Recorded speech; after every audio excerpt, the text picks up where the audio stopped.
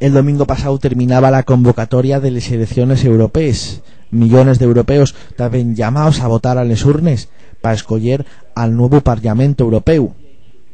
A la fin y después de ellos días de votaciones en varios países, nada más un 43,39% de los europeos decidieron votar, lo que amuesa un nuevo descenso de 2 puntos con respecto al mínimo histórico del 45,47 consiguió en 2004.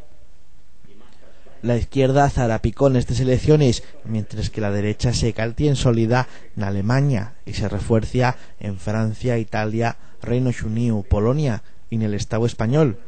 Eso sí, menos en algunas comunidades como en Asturias, donde el Partido Socialista sigue teniendo la su hegemonía.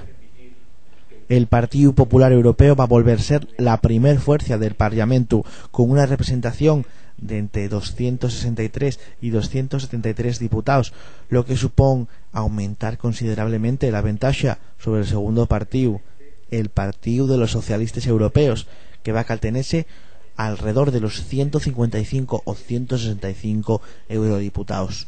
Los liberales van a ser la tercer fuerza, con entre 78 y 84 escaños, menos que en el Parlamento anterior, aunque experimenten avances notables en Alemania, Francia y los Países Bajos.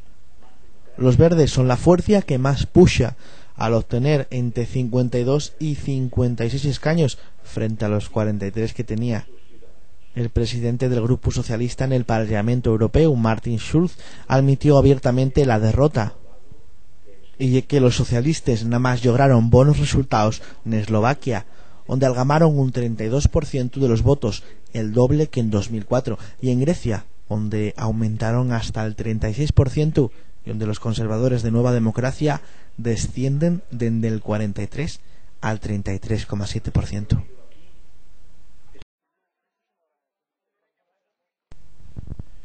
El gobierno indio quiere retirar las tropes de las zonas habitadas de la Cachemira, administrada por este país, según afirmó esta semana el ministro de Interior, que además señaló que el ejército quiere que la policía local asuma la seguridad interna de la región, aunque no detalló una fecha para la retirada de los efectivos, según informaba la BBC.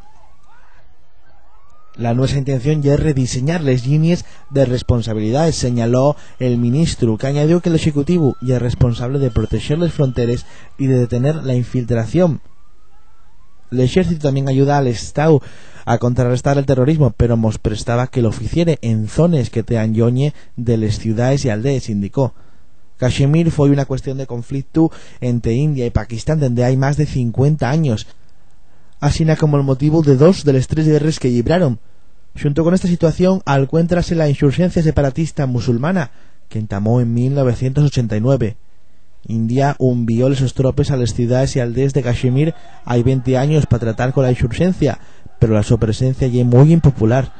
Los grupos separatistas de Kashmir piden desde hay mucho tiempo la retirada de las tropas indias y de determinadas leyes, como la Acta de Competencia Especial de las Fuerzas Armadas, que concede al ejército poderes amplios en este estado.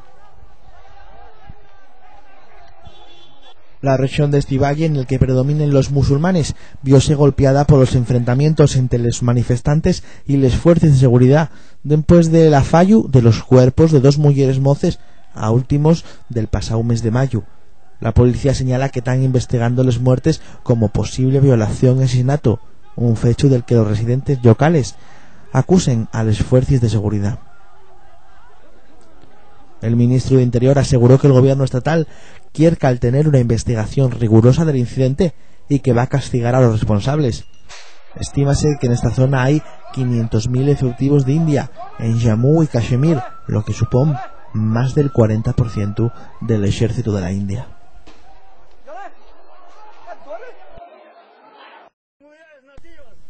El Congreso peruano suspendió por un tiempo indefinido la polémica ley forestal y de fauna asilvestrado entre la presión de las comunidades indígenas, después de que la su aprobación la semana pasada derivare en violentos enfrentamientos entre estos últimos y la policía en el departamento de Amazonas, donde murieron más de 40 personas. La suspensión de les normes aprobaron-la parlamentarios de algunos grupos políticos. Por embargo, los legisladores del opositor Partido Nacionalista reclamaron la eliminación total de les lleis. Hasta 9 de ellos entamaron una huelga de fame en el hemiciclo. Según el Congreso, que no precisó per cuánto tiempo va cal tenese suspendida la llei, conocida como Decreto Legislativo 1090, van desenrollarse sustanciales modificaciones de les normes en consenso con los grupos indígenas y representantes del gobierno. Agora non hai razón para seguir con les protestes, afirmó ante los periodistas la ministra peruana de Interior, Mercedes Cabanillas. Los indígenas entamaron les manifestaciones a primeros de abril porque consideren que estes lleis los quiten los sos territorios ricos en recursos naturales y van a la contra de los sos intereses. Pero les marches dieron lugar a unas protestes más allá de la reivindicación. La feble tregua caltiense ahora a la espera de un nuevo movimiento del gobierno. 4 detenidos chinos musulmanes de etnia uigur que se encontraban desde años en la cárcel que tiene el ejército de los Estados Unidos na base naval de Guantánamo en Cuba trasladáronse esta semana a Bermúdez después de algamar un acuerdo con las autoridades de ese pequeño archipiélago del Atlántico. Así lo anunciaba el fiscal general del Estado, Henry Holder, en un comunicado de prensa en el que aseguraba que esta decisión ayudaba a cumplir el objetivo de la administración de Barack Obama, pesar la cárcel de Guantánamo y con ello hacer de los Estados Unidos un país más seguro. El gobierno americano mostróse sumamente agradecido al gobierno de Bermúdez por su apoyo en el reasentamiento de estos 4 detenidos y elogiaron el liderazgo demostrado en este importante asunto. Y es la primera vegada que Estados Unidos traslada de manera satisfactoria a presos de Guantánamo uigures desde el 2006, cuando 5 detenidos de esta etnia fueron trasladados a Albania.